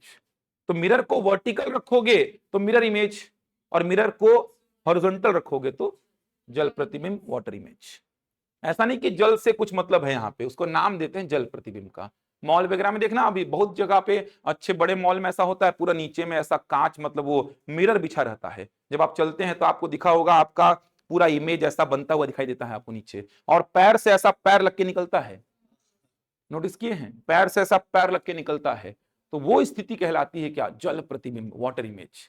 और जो सुबेरे मैं रेडी हो रहा हूं तो ऐसा सामने मिरर रखा हुआ है, उसको मैं देख रहा हूं, तो वो कंडीशन क्या है? दर्पण प्रतिबिंब। मतलब दर्पण को रखेंगे वर्टिकल और यहां पे दर्पण को रखेंगे हॉरिजॉन्टल। समझ आ रहा है? आकृति के सामने ऐसा रख दिया दर्पण, तो ये है दर्पण प्रतिबिंब, और ऐसा रखा तो जल प्रतिबिंब। इतना पढ़ना है व्यापम के एग्जाम के लिए, अगर आप व्यापम का अमीन पटवारी दे रहे हैं तो।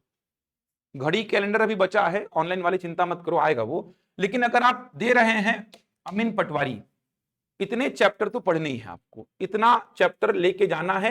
ये चैप्टर दिखने में दिख रहे हैं 5, लेकिन 2 घंटे में पूरे खत्म हो जाते हैं। 2 घंटा ये वाला चलो फिर भी समय लेता है, ये वाले तो 1-1.5 घंटे 2 घंटे में नहीं पढ़ जाते हैं पूरे।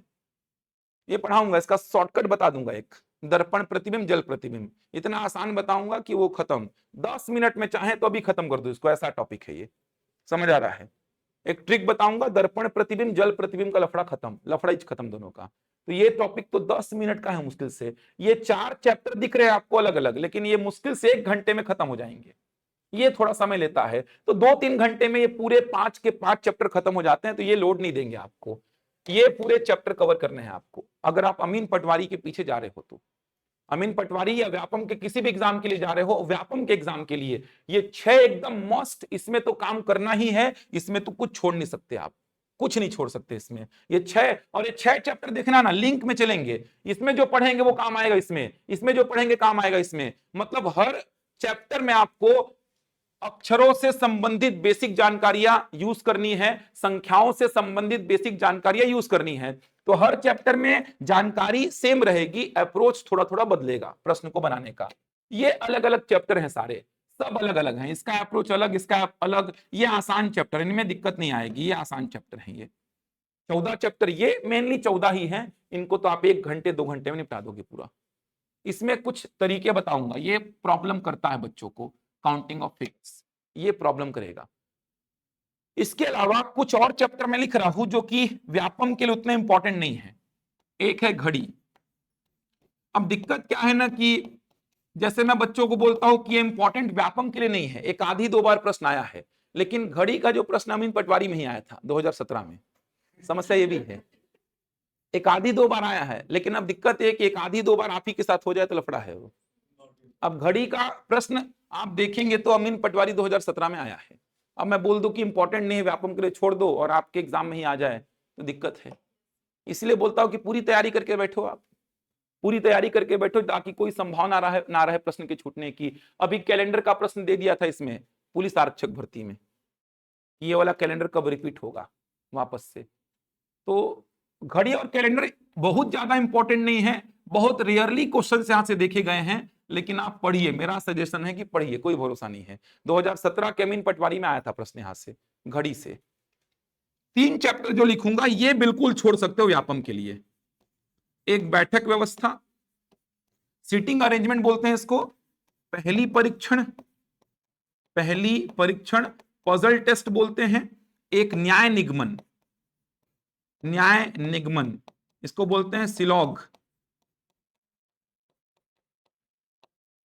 और एक आपका आव्यूह, इसको भी छोड़ सकते हैं, मैट्रिक्स। ये चैप्टर तो बिल्कुल व्यापम के लिए छोड़ सकते हैं। 15 से 20 दिन का समय लेता है खत्म होने में, 15 से 20 घंटे का समय लगता है इसको खत्म करने में। आव्यूह, मैट्रिक्स, न्याय निगमन जानते हैं, कुछ कुत्ते बिल्ली हैं, कुछ बिल्ली शेर हैं, सभी शेर चूहे हैं। कथन, उसके बाद निष्कर्ष। ये देखना तो ऐसा पढ़ाऊंगा आप बैंकिंग एसएससी तक का प्रश्न कर लेंगे। इसको पढ़ाने का तरीका ही अलग अलग व्यक्ति का अलग अलग रहता है। मैं पढ़ाऊंगा वैसे ही चलना, एक भी प्रश्न चाहे बैंकिंग का उठा लो, क्योंकि 2021 वाला पेपर देखेंगे ना पीएससी का, बहुत टफ आया था न्याय निगमन का क्वेश्चन। अपन केवल ऐसा पढ़ते हैं कुछ ए बी है और सभी जानते हैं इसके बारे में, चलो कुछ ए बी है सब जानते हैं, लेकिन ऐसा आ गया था केवल कुछ ए बी है, some A are B only a few A are B, दोनों में फर्क हो गया, ऐसा दिया था।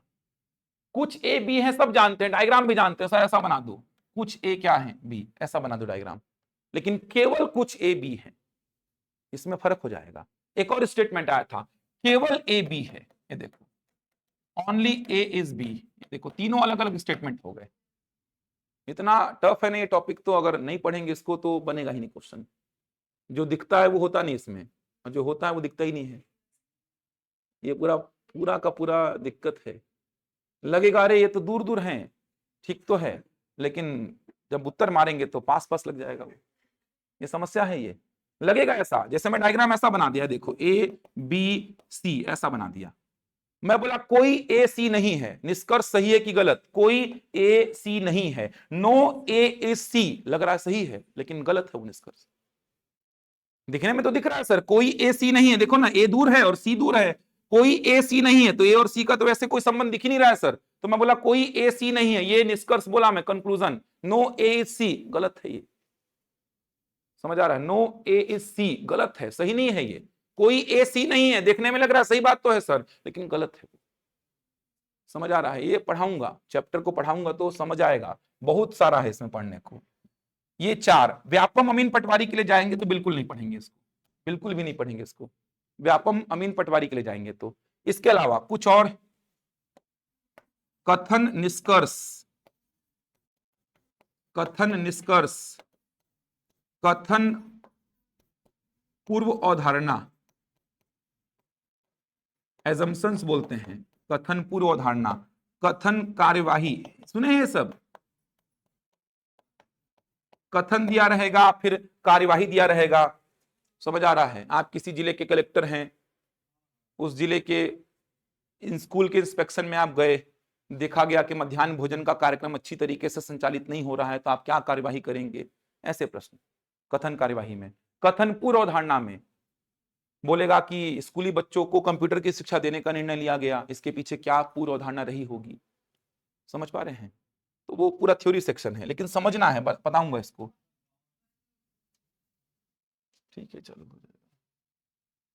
समझ आ रहा है ये, इसी में कवर करूंगा मैं, इसका आपको बता दूंगा, नोट्स वगैरह दिलवा दूंगा। इसी में संचार पारस्परिक कौशल, संचार और पारस्परिक कौशल, संचार और पारस्परिक कौशल, कम्युनिकेशन एंड इंटरपर्सनल स्किल, और इसमें आता है निर्णय निर्माण तथा समस्या का समाधान, निर्णय निर्माण समस्या समाधान, इतना है पूरा रीजनिंग।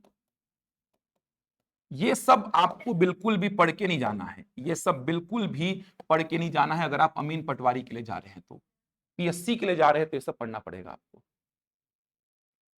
कथन निष्कर्ष, कथन पूर्वधारणा। कथन पूर्वधारणा का मतलब स्टेटमेंट और अजम्पशंस। कथन कार्यवाही मतलब स्टेटमेंट और एक्शंस। संचार और पारस्परिक कौशल, कम्युनिकेशन एंड इंटरपर्सनल स्किल। निर्णय निर्माण और समस्या का समाधान, decision making and problem solving. इतना है पूरा रीजनिंग। समझ आ रहा है? इतना पूरा कवर करना है आपको। यहां तक देखिए एक बार पूरा। तो अगर आप जा रहे हैं अमीन पटवारी के एग्जाम के लिए तो घड़ी और कैलेंडर को फिर भी पढ़ लेना, इन चैप्टर को तो बिल्कुल भी मत पढ़ना। पढ़ाऊंगा मैं, कुछ कुछ के वीडियोस डलवाऊंगा, क्योंकि ये सब सेक्शन जो है थोड़ा से लेंदी है। थोड़ा अप्रोच बताऊंगा मैं, इनका क्या अप्रोच होगा, कैसे सोचना है, इन सब का अप्रोच बताऊंगा। ये सब तो पढ़ाऊंगा, ये बहुत काम के हैं, लेकिन ये सब को पढ़ाऊंगा अमीन पटवारी के बाद। ये जितना भी सेक्शन आपको दिख रहा है, ये पूरा सेक्शन अमीन पटवारी के बाद पढ़ाऊंगा। यहां तक देखिए एक बार।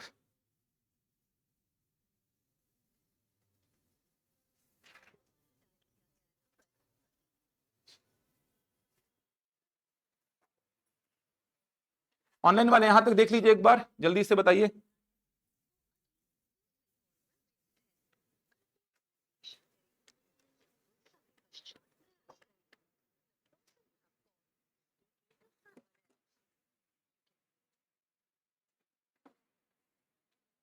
एसआई मेंस में पूरा है, एसआई मेंस में कुछ नहीं छोड़ना है। पूछिए, कमेंट करिए फटाफट, मैं बताता हूं आप लोग की कमेंट के आंसर। मैथ्स और रीजनिंग अमीन पटवारी में जितना लिखा है उतना मैं कोशिश करूंगा 2 महीने में खत्म कर दूं। डेली 1.5 घंटे क्लास इसीलिए लगा रहा हूं, और संडे संडे को एक्स्ट्रा क्लास लगा रहा हूं, ताकि अमीन पटवारी के अलावा 1 महीने का और बचेगा सिलेबस। अमीन पटवारी के अलावा 1 महीने का सिलेबस और बचेगा। तो अमीन पटवारी के अलावा ये जो टॉपिक्स है ना, इन सबको कवर करने में लगभग 20-25 दिन लगता है, 20-25 घंटा। बड़े बड़े चैप्टर हैं ये। बैठक, पहली, न्याय निगमन, आव्यूह। आव्यूह तो आसान है, खैर ये तीनों बड़े बड़े हैं और ये थोड़ा समय लेता है। तो अमीन पटवारी के अलावा 20-25 दिन का टॉपिक और बचेगा, 20 से 25 दिन का करीबन। ऐसे ही गणित में बताऊंगा शाम को, और स्टार्ट करूंगा। गणित में उतना समय लगेगा नहीं, क्योंकि गणित में मेरे को बताना नहीं पड़ेगा किस चैप्टर में प्रश्न क्या आएगा। अब प्रतिशत में तो पता ही है आपको, प्रतिशत के प्रश्न आएंगे, औसत में औसत के प्रश्न आएंगे। रीजनिंग में समय लगा, चालू नहीं कर पाया रीजनिंग का आज पहला टॉपिक, क्योंकि रीजनिंग थोड़ा सा बच्चों के साथ फैमिलियर नहीं है। रीजनिंग में बच्चों को समझ में नहीं आता कि किस चैप्टर में कैसे प्रश्न बनेंगे। तो अमीन पटवारी के लिए देखो, ये 6 चैप्टर पहले खत्म करेंगे अपन, और अपन सारे लेवल के प्रश्नों को लगाएंगे। पीएससी के स्तर के सारे प्रश्नों को लगाएंगे अपन। पीएससी में जितने भी प्रश्न बनते हैं, इवन पीएससी के 20, 21, 22 के प्रश्नों को लगवाऊंगा मैं। 22, 21, 22 के 20, 21, 22 के सारे प्रश्नों को लगाएंगे। जितने भी प्रश्न पीएससी के 20, 21, 22 में पूछे गए हैं, वो सारे प्रश्नों को लगवाऊंगा। 20, 21, 22 के प्रश्न बहुत शानदार हैं, अच्छे प्रश्न हैं, बहुत टफ प्रश्न हैं, उनको भी लगाएंगे। ये 6 चैप्टर खत्म किए ना, तो आपका आधा से ज्यादा टेंशन खत्म हो जाएगा। समझ आ रहा है? टेंशन पूरा खत्म। प्रैक्टिस शीट इसमें 2-2, 3-3 दूंगा आप लोगों को, देखना।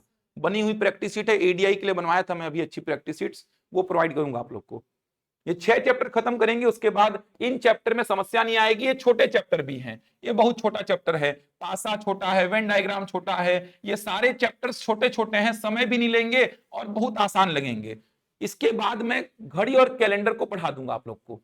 ये सब होने के बाद घड़ी कैलेंडर पढ़ा दूंगा अमीन पटवारी से पहले। रिस्क लेके नहीं चलेंगे, ये वाले चैप्टर पे काम नहीं कराऊंगा। अमीन पटवारी के एग्जाम से पहले इन चैप्टर पे काम नहीं करेंगे अपन। इन चैप्टर पे अमीन पटवारी के बाद काम कराऊंगा।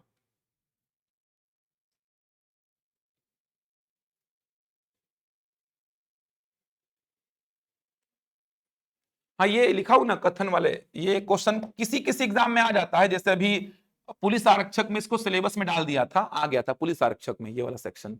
लेकिन आरआई पटवारी, मंडी इंस्पेक्टर, अमीन पटवारी, लेबर इंस्पेक्टर, फूड इंस्पेक्टर, ऐसे एग्जाम में ये आपके सिलेबस में नहीं है। एसआई मेंस का एक बच्चा पूछ रहा था, एसआई मेंस का रीजनिंग कितना पढ़ना है, तो एसआई मेंस में सब पढ़ना है। एसआई मेंस की बात करूं तो एसआई मेंस में ये पूरा, ये पूरा, ये पूरा, कुछ नहीं छोड़ना है। एसआई प्री की बात करेंगे तो एसआई प्री में उतना ही पढ़ना है जितना अमीन पटवारी, आरआई, मंडी इंस्पेक्टर, पटवारी, इन सब में पढ़ना है। जो मैंने बोला कि अमीन पटवारी के लिए जितना पढ़िए, देखो सीजीपीएससी के एग्जाम्स अगर आप दे रहे हैं, कोई भी एग्जाम, सीजीपीएससी का कोई भी एग्जाम दे रहे हैं तो पूरा पढ़ना है आपको। एसआई मेंस में पूरा पढ़ना है। बाकी व्यापम के लगभग जितने एग्जाम्स होते हैं उसमें ये वाला सेक्शन छोड़ दीजिएगा, ये वाला सेक्शन को छोड़ सकते हैं। घड़ी कैलेंडर के कभी कभी प्रश्न आए तो उसको पढ़ेंगे अपन। रीजनिंग तो इतना ही रहता है, इससे ऊपर कुछ बचा ही नहीं रीजनिंग में पढ़ाने। कोई चैप्टर याद आ रहा है क्या आपको? कितना ही ज्यादा लग रहा है? कोई चैप्टर वैसे याद आ रहा है क्या? हो सकता है मेरे से छूट गया हो का चैप्टर, कोई याद आ रहा है क्या यार? इतना पढ़ना है आपको रीजनिंग में, ये वाले पे काम कराऊंगा लेकिन अमीन पटवारी के बाद खत्म हो जाएगा। अमीन पटवारी से पहले रीजनिंग को तो मैं खत्म कर लूंगा। मैथ्स का हो सकता है थोड़ा मोड़ा बच जाए, बचना हो तो, लेकिन रीजनिंग तो पूरा खत्म कर दूंगा मैं। रीजनिंग में समय ज्यादा लगता नहीं है। बात रही मैथ्स की, तो संडे संडे को अगर आप आएंगे, क्लासेस पढ़ेंगे 3-4 घंटे, तो संडे संडे को अगर 3-4 घंटे पढ़ेंगे तो अमीन पटवारी से पहले मैथ्स भी खत्म हो जाएगा। रीजनिंग तो आराम से खत्म होगा, बहुत आसान है यार। दर्पण प्रतिबिंब जल प्रतिबिंब, इसमें है ही क्या। आप जैसे मान लो एग्जाम्पल के लिए, जैसे जनमत लिखा है, मान लो ये समझ आ रहा है, बहुत आसान है। मतलब आप देखोगे जैसे जनमत लिखा है ये, अब जनमत को आप देखोगे, इसका दर्पण प्रतिबिंब कैसा रहेगा, तो इसको ऐसा पलटा के देख लो, यहाँ पे जो रहेगा ना जनमत का, वही रहेगा इसका क्या, दर्पण प्रतिबिंब। और जल प्रतिबिंब कैसा रहेगा, तो इसको ऐसे पलटा के देख लो, ऐसे करके। एकदम सिंपल तरीका बताऊंगा, समझ आ रहा है। ये सब तो चैप्टर से ही खत्म हो जाते हैं। आकृति को थोड़ा डार्क करके बना लो अपने पेज में, थोड़ा डार्क करके बना लो। ऐसे पलटाओगे, ऐसे जैसे पेज पलटाते हैं, तो यहां पे जो दिखाई देगा वो क्या होगा, दर्पण प्रतिबिंब। और ऐसे पूरा पलट करके देखोगे ना, तो जो आकृति दिखाई देगा वो क्या होगा, जल प्रतिबिंब। एकदम सिंपल, समझ आ रहा है, एकदम सिंपल है। आकृति पेपर में रहेगी, बनाने की आवश्यकता भी नहीं है, पेपर में तो आकृति रहेगी ही। उसको डार्क कर दो, थोड़ा चला दो उसके ऊपर, और चला दो, थोड़ा गड़ा के चला दो पेन को। अब ऐसे जैसे पेज पलटना ऐसे पलटना, यहाँ पे जो आकृति दिखाई देगी वो क्या कहलाएगी, दर्पण प्रतिबिंब। समझ आ रहा है। और ऐसे पलटना उस पेज को, ऐसे पूरा ऐसे पलटना, तो यहाँ पे जो आकृति बनेगी वो क्या कहलाएगी, जल प्रतिबिंब। इतना ही है इसमें बस। बाकी मैं बताऊंगा एक्चुअल में प्रोसीजर क्या है इसका। ये सब ट्रिक तो ठीक है, लेकिन एक्चुअल प्रोसीजर भी समझाऊंगा और पूरा एनालिसिस करेंगे अपन। दर्पण प्रतिबिंब वही हो गया यार, जो आप समतल दर्पण में प्रतिबिंब रचना पढ़े होगे, फिजिक्स में पढ़ते हैं ना ऐसा, प्रतिबिंब रचना। समतल दर्पण में, गोलीय दर्पण में, गोलीय दर्पण अवतल और उत्तल पढ़ते हैं सब। समतल दर्पण प्लेन मिरर में पढ़े होगे ऐसा, मैं मिरर के जितना दूर हूं, मेरी इमेज भी मिरर की उतनी ही दूर बनेगी। मेरी हाइट जितनी है, मेरी इमेज की हाइट भी उतनी ही रहेगी। पढ़ते हैं ना।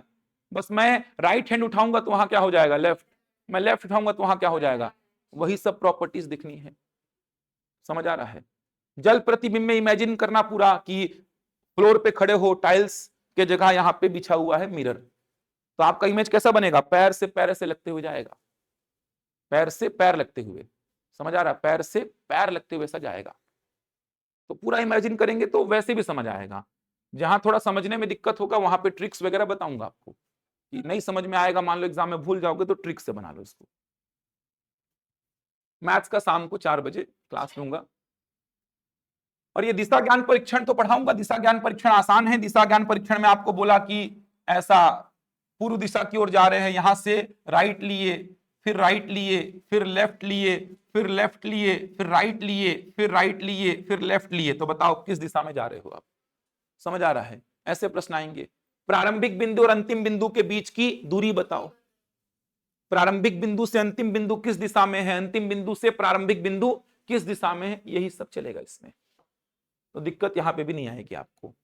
और भी प्रश्न आते हैं, सूर्य उदय के समय मेरा फेस पूरब दिशा में तो मेरी परछाई किधर बनेगी, मेरा फेस उत्तर दिशा में तो मेरी परछाई किधर बनेगी, मैं पूरब दिशा से 90 डिग्री क्लॉकवाइज घूम गया, 180 डिग्री एंटी क्लॉकवाइज घूम गया।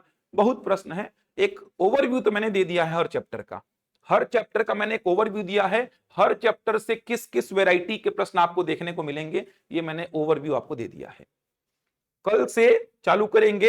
इन 6 चैप्टर में जितनी बेसिक बातें लगेंगी, सारी बेसिक बातें कल शुरुआत के आधे घंटे में लिखूंगा मैं, आधे पौन घंटे में। 1.5 घंटे क्लास कम से कम हर दिन लूंगा। इन 6 चैप्टर में, इन 6 के 6 चैप्टर में, 6 चैप्टर एक ही हैं, इन 6 के 6 चैप्टर में केवल आपको लॉजिक ढूंढना है। तो इन 6 चैप्टर में जितनी बेसिक बातें आपको यूज में आएंगी, जितनी बेसिक बातें अक्षरों को लेकर के और संख्याओं को लेकर के, अक्षरों का प्लेस वैल्यू, अपोजिट वैल्यू, बहुत सारी बातें लिखवाऊंगा। स्वर, व्यंजन, सिंगल डिजिट वाले अक्षर, डबल डिजिट वाले अक्षर, जितनी बेसिक बातें अक्षरों को लेकर के यूज में आएंगी वो, और जितनी बेसिक बातें संख्याओं को लेकर के यूज में आएंगी वो, शुरू के आधे पौन घंटे में लिखवा के कोडिंग डिकोडिंग चालू करूंगा कल में।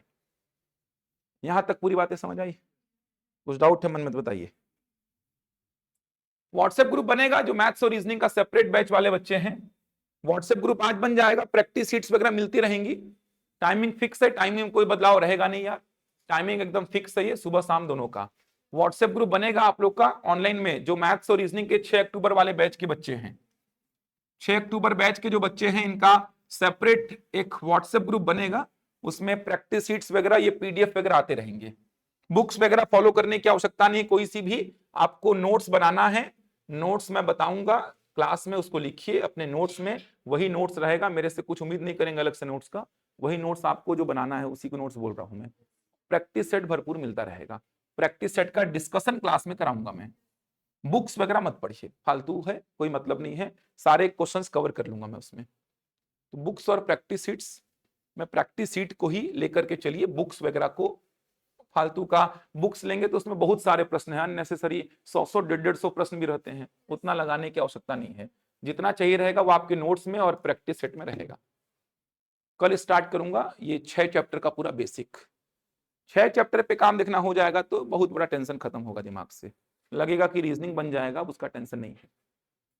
चलिए देखते हैं फिर, बन जाएगा व्हाट्सएप ग्रुप, शाम तक बन जाएगा, चिंता मत करिए। चलिए शाम को मैथ्स का क्लास लूंगा जो 6 अक्टूबर बैच वाले हैं, 4 बजे से 5:30 तक लूंगा। वहां पर थोड़ा सा चैप्टर को समझाऊंगा मैथ्स के, और फिर चालू करूंगा वहां पे पहला चैप्टर। वहां पे इतना एक्सप्लेनेशन नहीं दूंगा क्योंकि यहाँ पे रीजनिंग के चैप्टर्स थोड़े से नए लगते हैं, इसीलिए मुझे देना पड़ा है। मैथ्स में इतना सब नहीं दूंगा, सीधे टॉपिक में आऊंगा फिर। चलो मिलते हैं।